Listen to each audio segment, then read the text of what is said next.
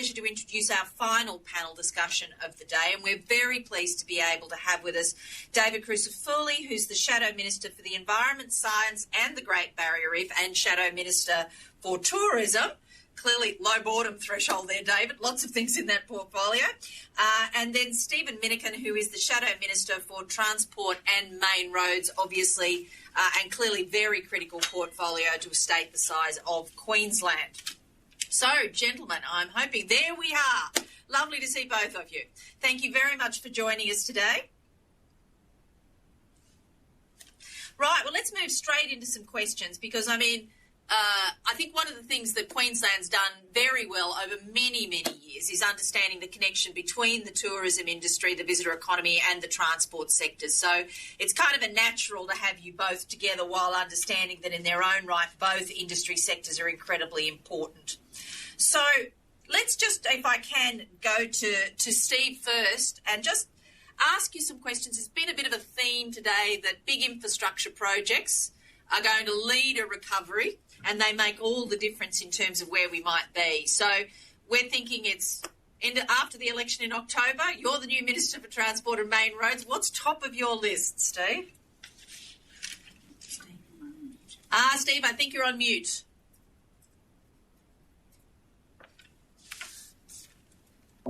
Good morning, Margie. How are you? Much better.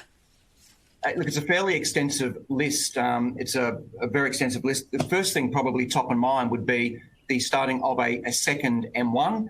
But in addition to that, there's also been announcements about the $1 billion Southeast Queensland congestion busting package. And then, of course, there's Cross River Rail. And also on the pipeline is the duplication of the Sunshine Coast Railway line. So it's quite an extensive to-do list from the get-go, should we be fortunate enough to win government. Rightio.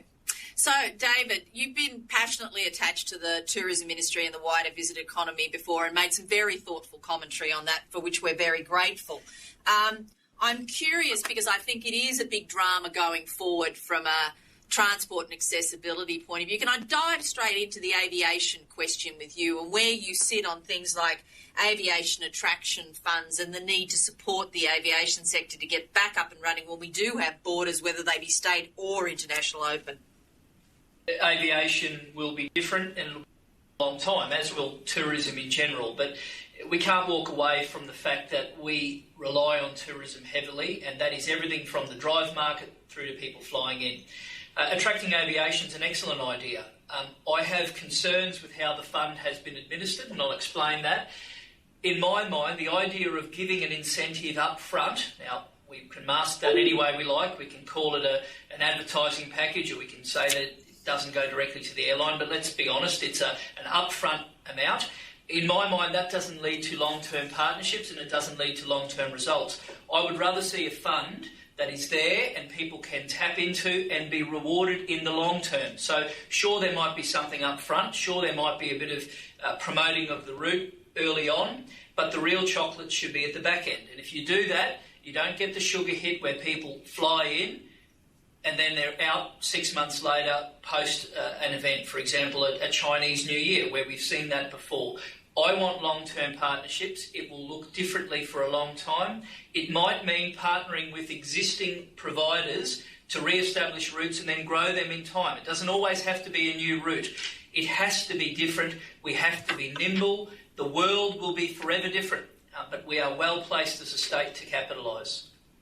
Terrific. Now, this is a question for both of you, and it is a COVID-related question, and it's more about the impact of what we're seeing in this. But rather than talking about the general, I'm quite curious about your own immediate environment, electorate, et cetera, what are the things that most concern you when you look at what's happening around you in Queensland in terms of COVID? And that might not necessarily be, impact of government policy, just simply the situation. David, from your point of view? Well, I was locked down with 2 teenage daughters, so that was an interesting immediate priority to get over. On a serious, more broad note, I have an older electorate, and so obviously there was great fear and concern.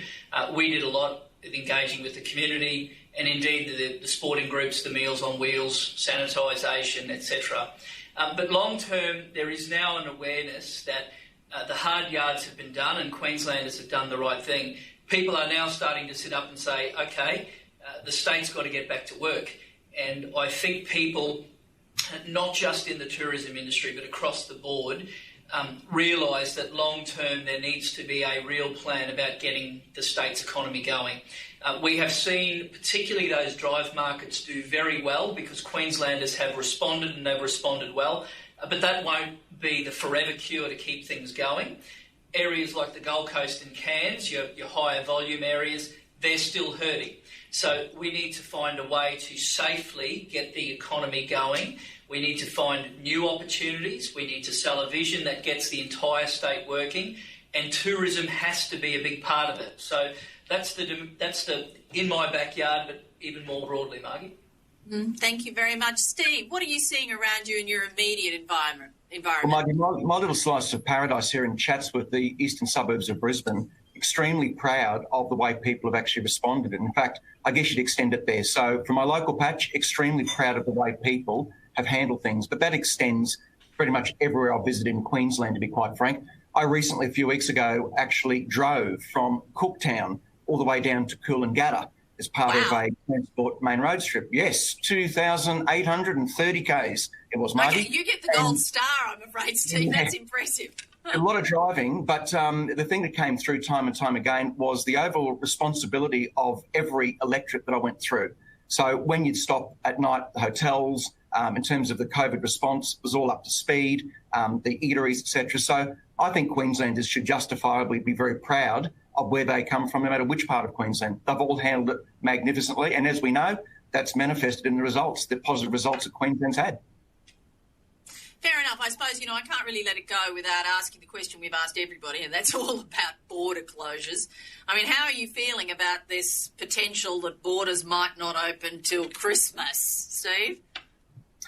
Margie, it's one of those things where depending on what time of the week or the area that you actually ask people, it can chop and change. We all know, you go back a couple of months ago and the overwhelming consensus was to open the borders. We now know with what's happened in Victoria, there seems to be the overwhelming consensus to keep them closed. It's a very difficult question for government, but one thing is for sure, regardless of the result of the forthcoming state election, regardless of who's in power, top and centre will always be the health of citizens. But there is also that point that all of your viewers would be well and truly aware of, that we've also got to make sure that we do look after the post-COVID economy, because we know that people are hurting. If I go back to that road trip I did in Cairns, a lot of those businesses, as many of your viewers would be aware, they are well and truly on their knees, as are businesses close to the border, Gold Coast. So it's something that will be definitely talked about between here and the 31st of October, no doubt.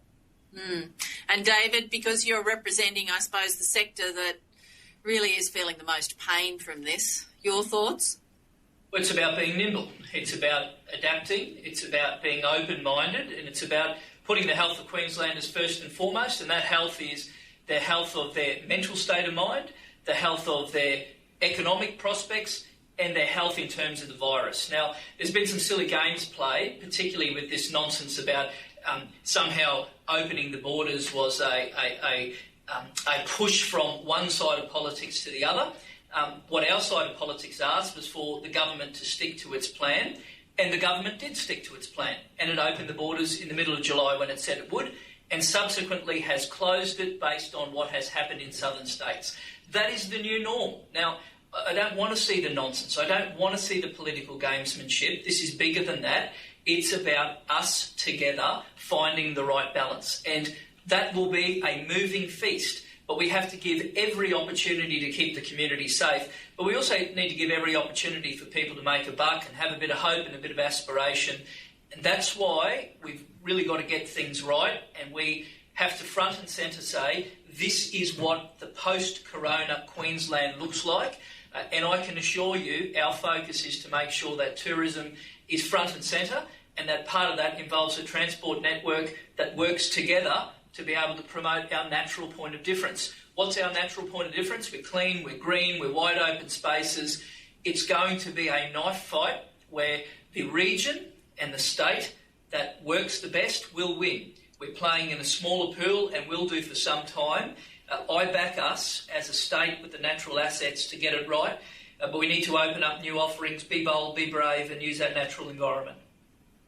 Margie, Thank you. If I could just add something to that. The points that David raises, we've got to make sure that in this post-COVID recovery phase, that we have state departments working hand in glove with each other. And if I go back to that road trip, it was very self-evident, the important nexus, the connection between a transport, main roads connection with tourism. Absolutely vital. They go hand in glove. And it would be my honour, should we get across the line on the 31st of October, to work with David Crissafulli in his capacity, should he be given that opportunity, to work hand in glove to make sure that the TMR strategy absolutely fits hand in glove with the tourism strategy. They go perfectly together, as your viewers know. Absolutely. Thank you for that, Steve. I mean, I think if I could just sort of segue into another area which I think has relevance for both of these portfolios, you know, the issue of energy usage, sustainability, biofuels, biofutures, goodness knows what else. Queensland has taken a leading role in that space, particularly in the transport alternative energy space. Steve, from your point of view, is this something that you would be keen to follow through on as a Minister for Transport in a new government? Oh, it's the way of the future. And that was going to be the way of the future, irrespective of COVID. And so anything that can be done along that way to further those particular policy settings would be absolutely encouraged. But that, of course, is not to forget the fact that we've still got, at the moment, we've got to be able to deliver straight away. So it's something aspirational to aim towards, no doubt about that. And in terms of planning, infrastructure, transport and main roads infrastructure, that will be part of being top and centre. But we've also got to make sure that we get there as well. And we've got to make sure that we plan for the immediate impact post-COVID as well. So, David, from your point of view, I mean, it's a slightly different angle, but from a sustainability perspective, you've mentioned a couple of times the great outdoors, the clean, the green, the fabulous, which, of course, Queensland has in abundance. But the future is going to be about a more sustainable tourism industry, isn't it? You know, I mean, Queensland, Brisbane Airport, for example, is doing amazing things in the biofuel space already.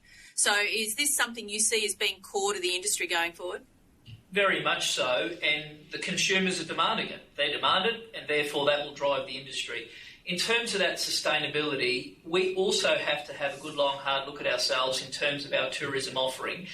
There was a time that this state dreamed big, and we embarked on projects that made us the envy of not just the nation but the world.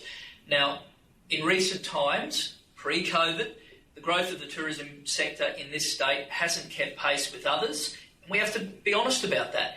And you have to look at places like Tasmania and New Zealand that have used its natural attractions in a respectful yet commercial manner.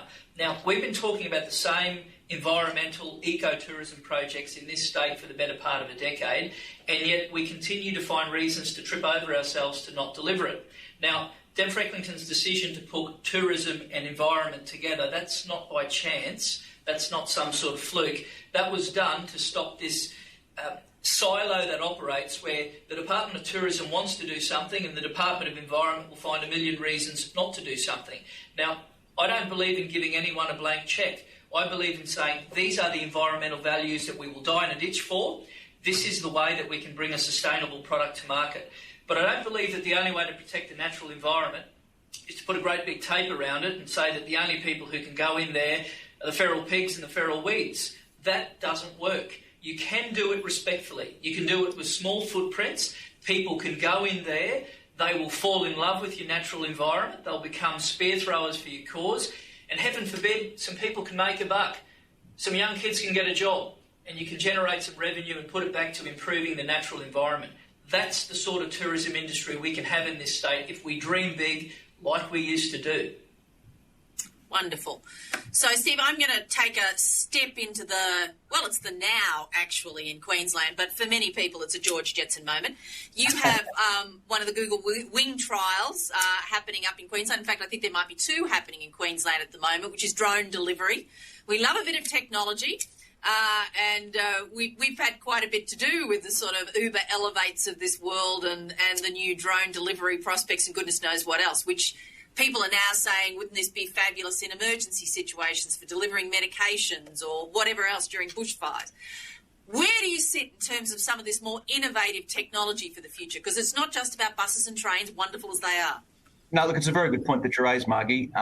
Again, with that road trip, every council and key stakeholder group that I was meeting, whether they be chartered tour bus operators or local mayors or whatnot, there was a word that really was a repeating word over and over again, and that was innovation, looking for different ways to approach things. And so drone technology, it came into the delivery in relation to road building, etc. And a lot of it's being done now. But the thing that I absolutely love was the fact that people now know that we're going to have to look for innovative ways to actually deliver a whole range of services. Now, whether they be hard services with TMR, tourism, etc., it's exciting opportunities. The thing, though, that if we're going to look at different forms of technology, whether it be drone delivery of services or whatever, we've got to make sure that we've got the legislation which is nimble and is not buried in red tape. Because the two things that came out with these different stakeholder groups, yes, they're up for innovation, but they're stymied at the moment with red tape, green tape potentially. So we've got to make sure that if you want to introduce new technology, you do so in obviously a safe way, but don't make it cumbersome. If you take those shackles off, people will absolutely bowl you over with the innovative ways they're going to deliver state government service. Well, fingers crossed, Steve. Sounds like a plan. We're very fond of the new technologies here at TTF. We see them having lots of applications. So, David, from your point of view, there's been quite a bit of discussion this morning about what an opportunity these current terrible circumstances are, in fact, to innovate and reinvent content in Queensland. Are there some projects that you've seen that get you really excited in terms of that new content? Very much so. And in many cases, there have been projects that we've been talking about for generations, but they haven't been able to come to fruition. I use the example of the Paluma to Wallerman Falls trek that's been pushed out of North Queensland at the moment. That Wallerman Falls, I grew up on the foot of it, and such a magnificent natural asset, and yet we've found ways over the years not to capitalise on it. The Wongatty Trail, which been announced with great fanfare in Cairns but hasn't quite come to fruition. Many projects around the Mount Tambourine area. The list goes on and on. It's not about legislation in many cases. It's about attitude. It's about application. It's about a will to achieve. And as I say, no one is going to get a free pass. There's going to be no compromise of environmental standards, but the forever no, or maybe, no at the end of it, it's got to stop. We have to find a way to make things happen in a respectful manner. We have to get back to the sort of Queensland where people say, that's the state I want to do business in. They're the natural assets that we can use in a respectful manner. And if we get those mechanics right, think about our offering. The world will change the way that it looks to holiday. The days of people cramming shoulder to shoulder are over. Even post-coronavirus, even if a vaccine comes on board, there will be new norms in the way we conduct ourselves forever and ever. I think we are placed better than anyone. We absolutely are. We've just got to get those fundamentals right. We've got to change the attitude we work with the private sector, have to change government's attitude, and if we do that, we can win big. Fabulous. Now, I'm conscious we're just about out of time, but I'd like to ask both of you sort of as a closing question, because I did ask Deb this earlier as Leader of the Opposition. What's the passion project that's going to be top of the pile on your desk should you be Minister responsible after that October election? What's the one thing that you just, really desperately keen to get your hands on? Steve? Margie, it might surprise you, but I want, if I'm given that absolute honour to hold my seat and be part of a Frecklington-led government, it would be to get Transport and Main Roads and get its mojo well and truly back as a real centre of excellence. And that includes all the different offshoots. Take, for example, Queensland Rail. I want to make sure that we've got people that are absolutely bursting at the seams to put forward innovative ways to actually do things maybe in a different way. So working on culture, and that's before you get then to that list of hard service projects. So would absolutely relish the opportunity to work with great colleagues like David Crissafulli, Deb Frecklington and the rest of the team 4 years and just watch us go if we're given that opportunity. And we'll be working very hard to get there come 31st of October. Thank you very much, David. Same response, Margie. I'm not after one hero project. I'm after one thing, and that's Queensland to be number one in tourism again. And as a proud Queenslander who grew up in that era when we were, it breaks my heart to see other states cut our grass. when we are more blessed with natural assets, when we are more blessed with better weather, and when we are more blessed with people who burn to succeed. We've found ways to tie them up in red and green tape and all sorts of manners of things. I'm not after one project, I'm after a renewal, a refresh, a government where we get out of the way and allow the private sector to do the right thing, to be able to make a buck, set the rules, hold the rogues to account, but let the good people get on with life. If we do that, this state could hum again, and I'm looking forward to being part of it. That's wonderful. Gentlemen, thank you both so much for being so generous with your time and your thoughts this morning. We really do appreciate it. And, of course, like everybody else, we'll be watching the next couple of months with great interest. Thank you. Great initiative, Margie. Well done to you and your members. Thank you, Margie.